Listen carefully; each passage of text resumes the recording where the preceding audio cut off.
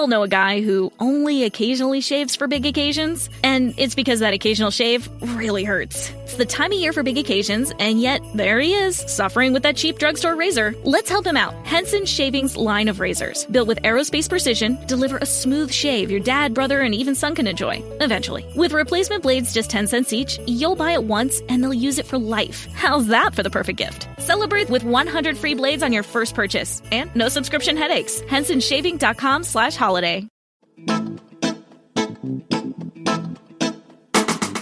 Hello and welcome to History for Weirdos. We're your hosts, Andrew and Stephanie. And each week, we're going to take you on a journey into the strange, obscure, and relentlessly entertaining corners of human history. Now listen up, friends, because it's about to get weird.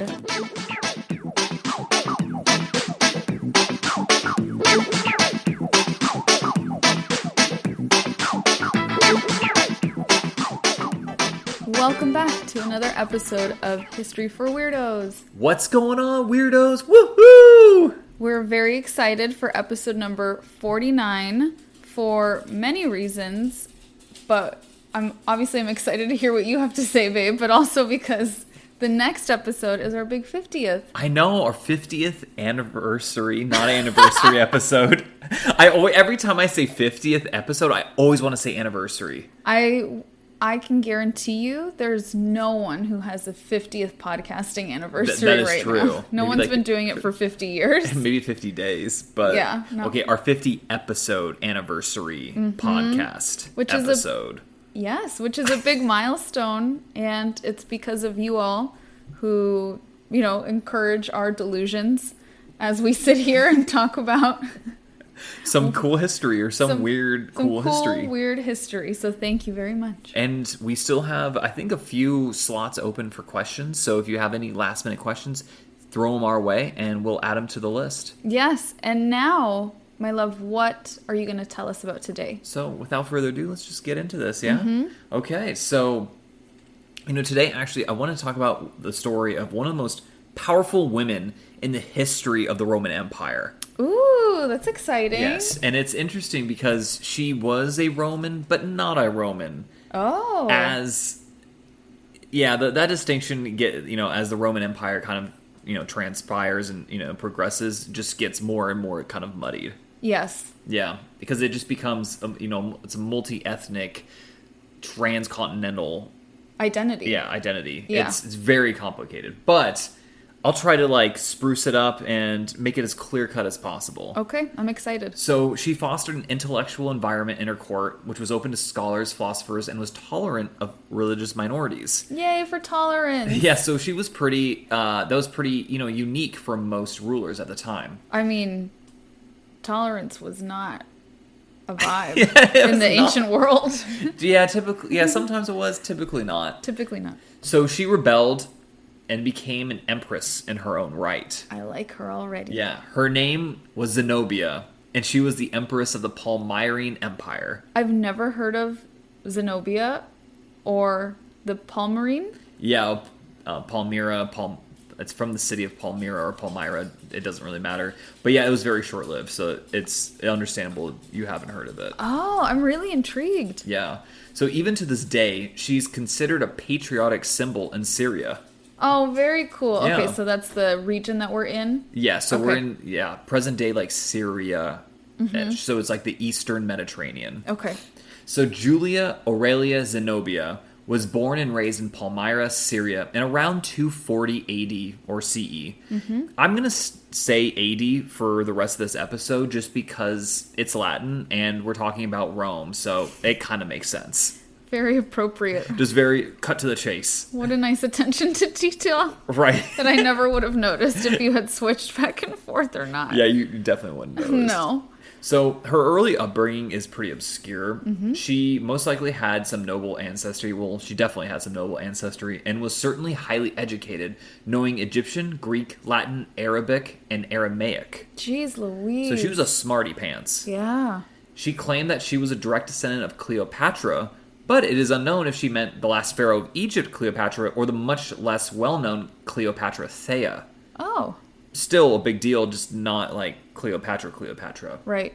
This also means, though, if she was directly a descendant of Cleopatra, she would also have been a direct descendant of Mark Antony as well. Very cool. So pretty cool. She was also related to Severan dynasty rulers, not directly, but just like they shared. Yeah, like I think she was directly descendant from either like their mother or like their grandfather, but she was related to Geta and Caracalla. Those are some pretty big names. Yeah, so some pretty big names. Again, not directly related, but tangentially related. Also, she was tangentially related probably to Hannibal as well. Wow. So, pretty crazy stuff. Impressive lineage for sure, but this isn't about who she's related to after all. Mm-hmm. Just we're just setting the stage. Mm-hmm. So, in around 255 AD, she married Septimius Odenathus of Palmyra as his second wife. She was around like 14, 15 at this time, by the way. Do you mean second wife as in his first wife had passed, or he had two wives? No, his first wife had passed. Okay. But good. That's a good question, though. Mm-hmm. Odenathus is an interesting figure in his own right. He essentially ruled the entire easternmost portion of the Roman Empire as a client king, ruling from the Black Sea in the north to modern-day Israel-Palestine in the south. Yeah. Wow. So big swath of land. In fact, the Roman Senate gave him the title Corrector Totius Orientis, or Governor of the entire East, after he had an impressive victory against the Persian Sassanid Empire. They're like, you get the whole East, man. Yeah, they're like, we clearly cannot deal. This is also, by the way, I didn't put this in the notes, but I think it's important to notice, this is during a period of Roman history called the Crisis of the 3rd Century, and it's not really one crisis, it's just 50 years of one crisis after another crisis. So, like the time we're living in now. We're going to have our own crisis after crisis. Yeah. Good times. Good times. Well, anyways, while Odenathus was in campaign, Zenobia allegedly participated in campaigns along with him. It's hard to say for certain because the only primary source comes from the Historia Augusta, an ancient text that is just littered with inaccuracies. I have been privy to Andrew's ramblings about how inaccurate this is. The Historia Augusta and how confusing it makes things. It does. It's just, I think some guy was just winging it. Yeah. Honestly. That's how I would have done it. Just to piss off someone in the future. Right, exactly. I included this, though, because it isn't outside the realm of possibility, given how popular her future reign would be. Mm-hmm. And when you say campaign, you mean military campaign? Military campaign, yes. Good distinction. It's also important to mention also at this point that she had 2 sons by Odenathus, and that she was also a stepmother to one of his sons from a prior marriage. Okay, so there's 3 young kids. Yeah, and the oldest one is definitely probably like her age. Like her age. Ugh. Yeah. So gross. So gross. So here's when things really start to go down, though. Okay. 267 AD. Odenathus and his eldest son were assassinated by a cousin of his by the name of Maeonius. The reason why, completely unknown. What? No idea. The cousin didn't get something immediately out of it? No, there was, like, according to the Historia Augusta, he briefly ruled, but most modern historians are like, nah, there's no way. Just because, like, of how quickly Zenobia was able to kind of garner support around herself. This is nuts. So maybe it was personal. It could have been personal. There's even, like, some people say Zenobia was behind it as well, but most people don't necessarily agree with that. Because, and the reason why is because it presented an opportunity for Zenobia. Like, her son was now technically the next in line. Her older son. Right, because his first son died too. Yeah. Oh. And her son by the name of Vabelothus. That's a mouthful. Vabelothus. Yeah, terrible name. Jeez. I see why that one went out of fashion. Right, exactly. Yeah, and while Zenobia became the queen regent to her son. Wow. So she technically never ruled in her own right and ruled on behalf of her son, but she was always the one pulling the strings. Like, it was her who was ruling, and her son was just a figurehead. I mean, he was young at the time, so I was gonna say, it makes sense. He was probably a child. So. Yeah, I mean, she was pretty young. I mean, if she was born in like 240, that in 267, she's like 27 years old. Oh my God! Can you imagine that level of responsibility? No, I really can't. At 27 plus, being a mom. Yeah, no. No, that's some Alexander stuff right there. Mm-hmm. So her early rule was consolidating power for her and, nominally for her son. Mm-hmm. The Palmyrene monarchy was brand new at this point. It was pretty much Odenathus was the only previous ruler. Okay. So all loyalty was really more towards Odenathus the man and not really to like Palmyra as the country or state. Right. If that makes sense, right? Yeah. He was the only ruler. And, her first main roadblock came from the Roman high court. Mm-hmm. And this is just where, like, ancient politics and ancient law kind of just, like, fascinates me a little bit. Mm-hmm. Because Vaballathus absolutely had legitimacy to his royal titles as they were hereditary. But he did not have any claim whatsoever to the Roman given titles, as those were not hereditary. Okay, that makes sense. Right, they're all appointed on behalf of the emperor. Yeah, but it's interesting that in their world the two coexisted. Exactly, like Romans could have client kings, right? Yeah. Who were, they technically ruled in their own right, but ultimately on behalf of Rome and her interests. That's such an interesting approach. It is, yeah. I mean, that's honestly, I don't want to get into a tangent, but it's one of the reasons why Rome was as successful as it was. Do you think this is a little bit of a tangent, but that's kind of like how the papacy maintained power? Kind of, yeah. It's like all of these kings all over Europe are the kings, but only because the Pope says so. Kind of, yeah. Right? Like the Pope agrees, they're backed by the church. Mm-hmm. So it's like a Roman tradition. Yeah, it is. Yeah, exactly. And the papacy obviously come from Rome. Yeah, wow. Some things don't change, everyone. Some things don't change, yes. I know, it's wild that the Catholic Church today is like, is from Rome. Like, it's from Rome. Ancient Rome. Mm-hmm. Nuts. But anyways, totally lost my train of thought. Where were we? Okay, Vaballathus.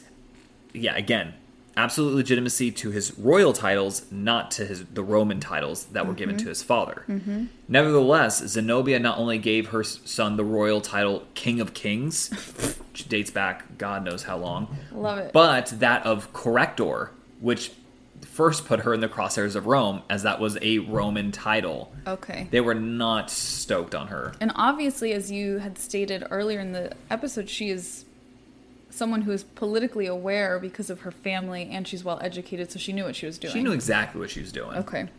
And, however, really besides this, she assumed all of the lands that her husband had ruled over without too much of a fuss. Rome was going through a lot, so, again, crisis of the 3rd century. So they, maybe they might not have liked her at this point, but they were like, okay, we'll deal with you because you're still, connected to the guy that we were all excited about. Yeah, they loved him. I mean, they gave him amazing titles. Like, he oversaw other Roman prefects and Roman governors of smaller little provinces. Mm-hmm. He oversaw them all. So he was kind of almost like a super governor / super governor, yes, like a governator. Like a governator. I love it. / king. So, a lot of her early reign was not only obviously garnering support, but fortifying the eastern border against the Persians, which, the local Roman governors didn't necessarily dislike. So they're like, yeah, that absolutely. Right. That's what we want. And in fact, maybe because of that, and probably because of other things, there aren't any recorded attempts of them, the local governors at the time, trying to overthrow her, and generally accepted her and her son as the legitimate successor to Odenathus. Okay. In 270, though, she made her first move into expansion. Mm-hmm. She sent an army under the command of her general, Septimius Zabdus, to Bostra, which was the capital of the Roman province of Arabia Petraea. Okay. Her army absolutely routed the Roman army. Again, that's a huge feat in and of itself. Right. And she conquered the area of present-day Jordan and the northwestern portion of Saudi Arabia. Oh my God. Yeah, and this is where it gets just kind of wild. Because of these victories, Vaballathus is now considered a Roman governor and commander. So, because he assumed the titles of, I'm gonna do this and try to do this in ancient Latin. Okay, the titles of Vir Clarissimus Rex Consul Imperator Dux Romanorum. What? Yeah, it's a lot. Yeah, I'm not even gonna go. It just basically is like the one to throw in there is there's Consul. Rex, King. which means king. Consul, which is just a consul. Yeah. Dates back to like the Roman Republic, and imperator, which that would eventually become emperor. It didn't really mean that though in ancient times. It's just more like victorious general. Okay. It's like kind of the Bex. They're the best one. Dukes, D-U-X, would actually eventually become duke. Okay, that's so interesting, like a duke. And Romanorum, just Roman. So this is the son gets these titles because of his mom's victories? Yeah.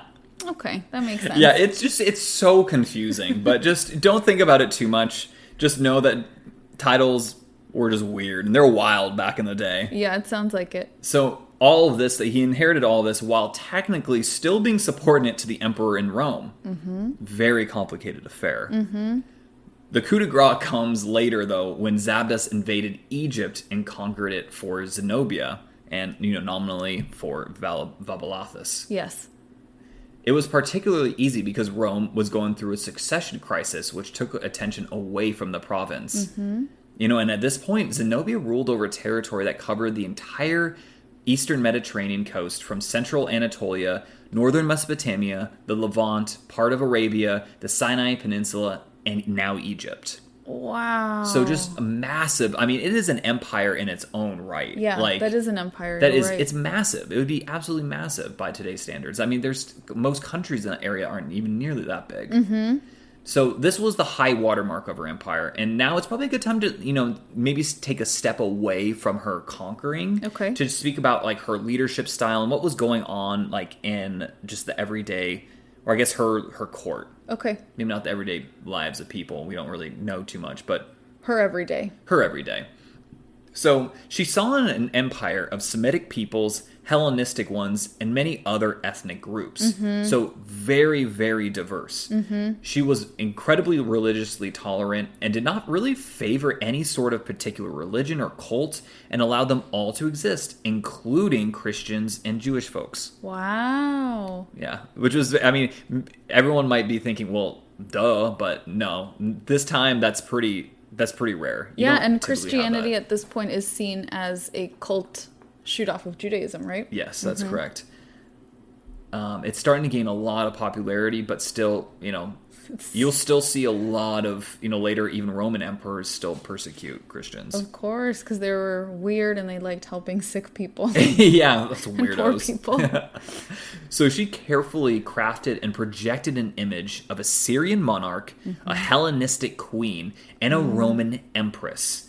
So basically kind of covering all of her bases. Oh my Just being like this worldly like woman. And also from a few descriptions I've seen, apparently she was also fairly attractive. That's so interesting. When women garner a lot of power, they tend to say that.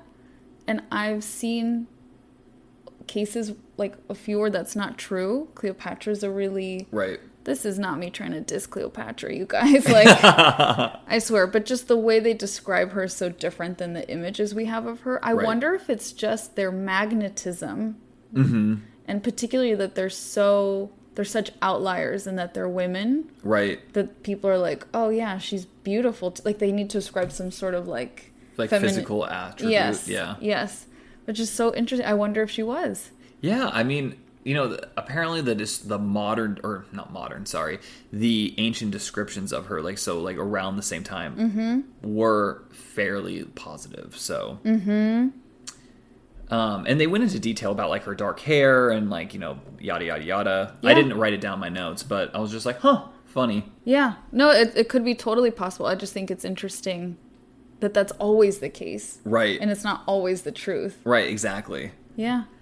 So where was I? Oh yeah, so she's, again, like I mentioned earlier, she surrounded herself with intellectuals and philosophers at court, further maintaining that image, very carefully crafted image of an enlightened monarch, loved by the people. Yes. It sounds like she's very strategic. She was very strategic. And generally speaking, it seems like that was the case.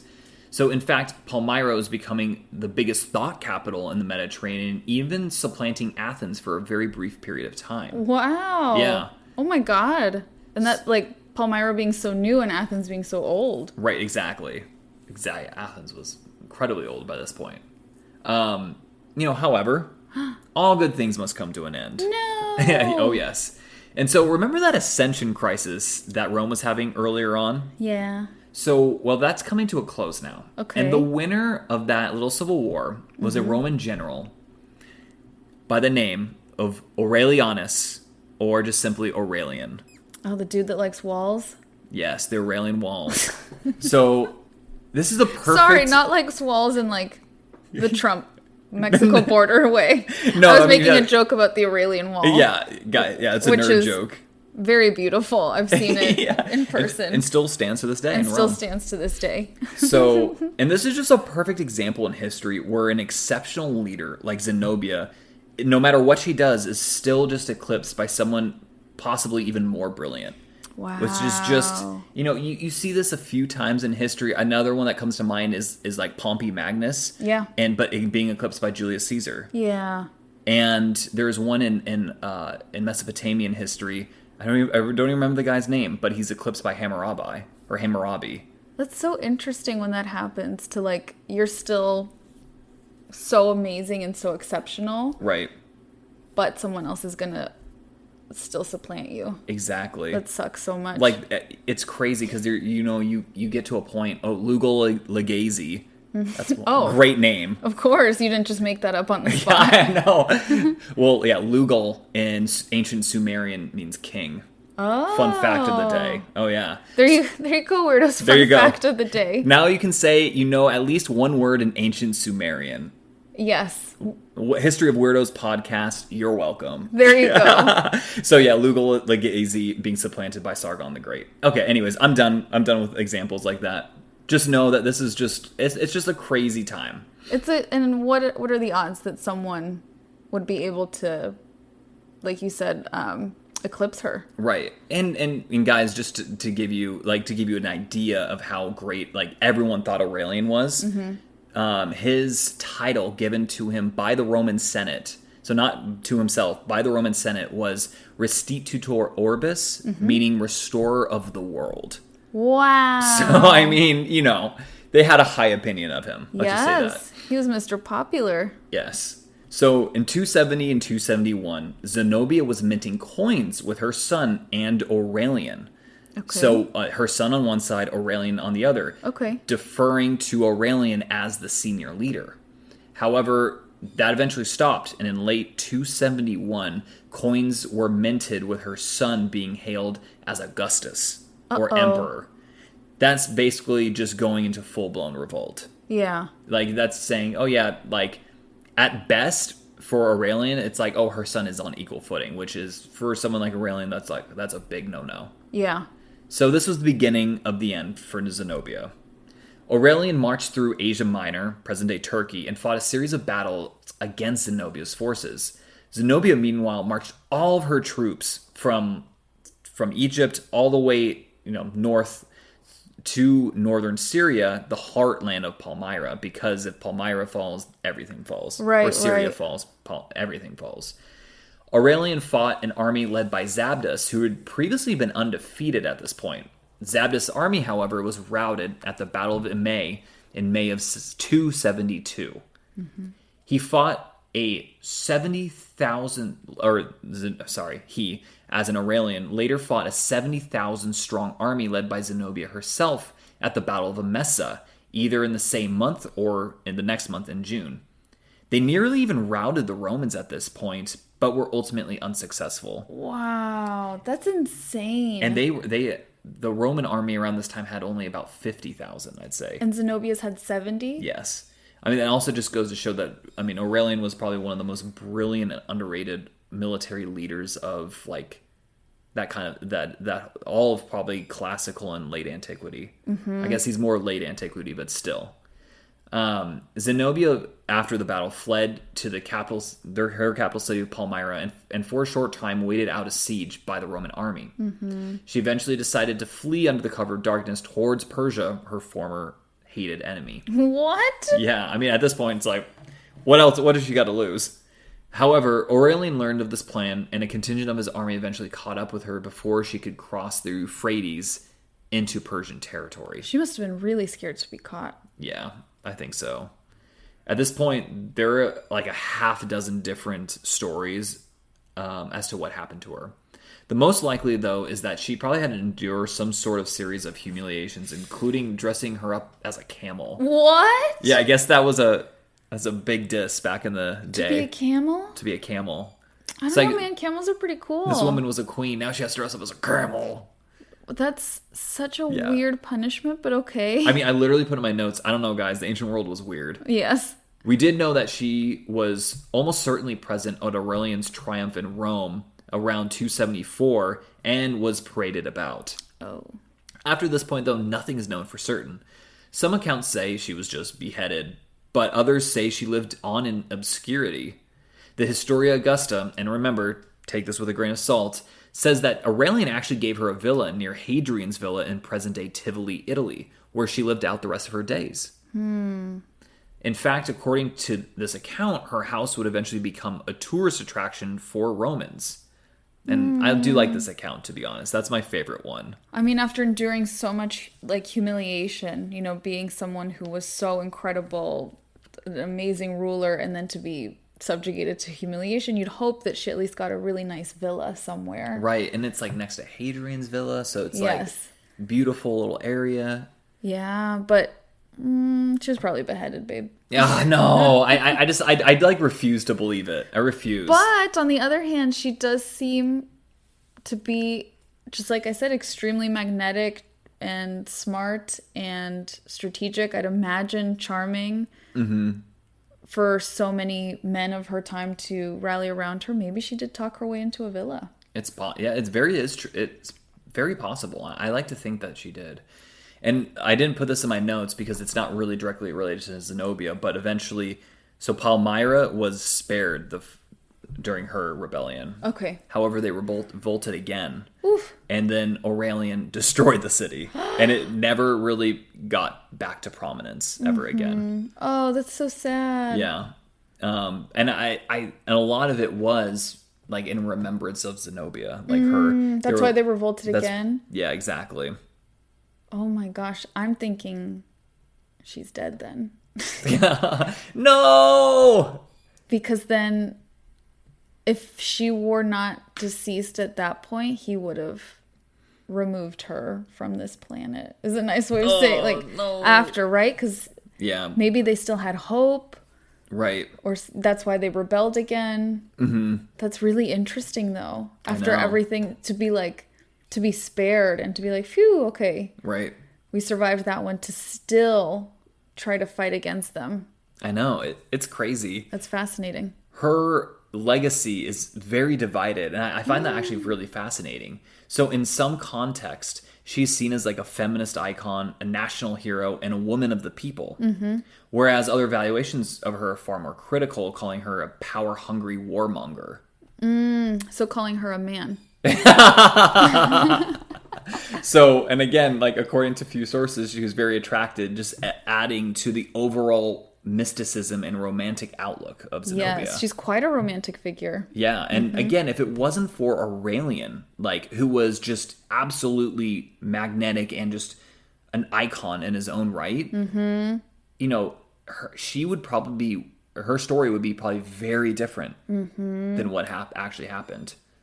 So let me ask you a question. Yes, please. What do you think of her legacy? I think she's a badass. You think she's a badass? That's really amazing. I think I'm just confused, though, as to why, with things going so well for her, even with Aurelian on the scene, why she would do the thing of minting the coins with her son. Yeah, see, I don't know. That I think it was really dumb. Yeah, like, that does seem dumb. She should have just, maybe, like, she just didn't understand how competent Aurelian would be, because she did see a bunch of Roman emperors kind of like come and go very quickly. One of those Roman emperors, it was before Odenathus died. He fought against Persia it was humiliating for him because he was captured by the Persians. Oof. So, and he had to live out the rest of his life as a prisoner. Oh, so she saw, you're right, it was like a time of crisis. It was very tumultuous. She's like, this dude, maybe she was thinking, this dude's not going to last. Right. And, you know, she probably thought that, you know, Rome was just going to absolutely disintegrate. Right. And like it wouldn't last. And, well, you know, if it wasn't for, you know, just some extraordinary people, it probably would have. That's fascinating. Yeah. And, you know, weirdos, I want to know, what do you guys think of her legacy? Is she like a national hero icon, or is she a warmonger? Let us know. Yeah. A warmonger. Or a warmonger. I mean, here's what I think. I'll tell you what I think. Oh, yes, I don't please. think she's a warmonger. I think she's very right for her time. I think, you know, I mean, look, we even look back at like people like Genghis Khan, who was absolutely like a genocidal warmonger. Yes. And like and he never has like a really negative opinion about him. No. Unless you really understand history. Right, but like the broad strokes is like, wow, like amazing, Like big figure. Conqueror. Yeah, and it's like, dude, like because of him, God knows how many people died. But like one of the biggest mass murders in all of history. But anyways, I don't think she's a warmonger. I think she's pretty dope. But again, Aurelian's also my favorite emperor, so it's kind of just like a weird like standoff where I'm like, I really admire both of you guys. That's so interesting. Yeah. So you think she's seen unfairly critically in some cases? I think so. Okay. Yeah. I think overall, I actually have a pretty high opinion of her. I mean, I'm floored that she was able to do all of this. Yeah. Again, she did a lot in such a short amount of time. And especially like, obviously very smart and everything like that and well educated, but women, I'd imagine, weren't educated or socialized to take those types of military positions of power like a lot of young men were, right? They're expected to have good military knowledge, even lower class people, right? Because all the men went into the military in some way, shape, or form. Exactly. But this is incredible to me that she like led an army of 70,000 and almost beat Aurelian. Yeah. That's so impressive. It's incredibly impressive. Well, weirdos, that's all. Let us know what you guys think of her legacy. In the meantime, I'll give you my sources. We have the Historia Augusta. A very reliable source. Very reliable. Use it on your thesis. Yeah, definitely every single word of it is 100% correct. I also used ThoughtCo, Encyclopedia Britannica, Nat Geo, worldhistory.org, the New World Cyclopedia, and of course, our favorite, Wikipedia. Awesome, babe. I really loved that. That was so interesting. This was like a really fascinating chunk of history that I've never heard of, and I'm so surprised there's not like a movie or something. I know, there really should be more media about her. I'm very shocked that there isn't. I mean, to be honest, this entire period, I mean, this is like really like the time where, you know, classical antiquity ends and late antiquity begins. Like there's not really so much a specific year, it's more of just like a phasing in and out. Yeah, that makes sense. I mean, yeah. And it's just a really transformative time in like for the Mediterranean and Mesopotamia, Iran, even like the Parthian Empire falls and the Sassanid Empire replaces it. It's a big thing. There's a lot going on. There's a lot going on, guys. Yeah. All right. Well, anyways, enough of my rambling. I love you guys, and we'll see you next time for our 50th anniversary. 50th I said that on purpose episode. That time. Oh my god. I said it on purpose that time. Our 50th episode, guys. Goodbye, weirdos. Adios.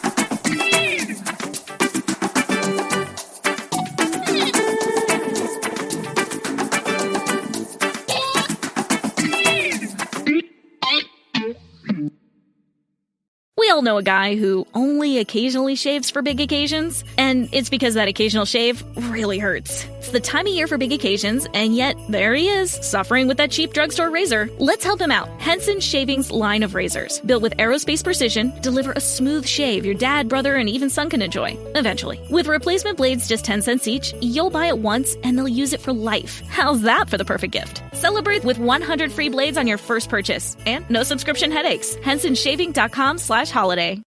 Las ciberofertas de JCPenney están a solo un clic hasta el martes.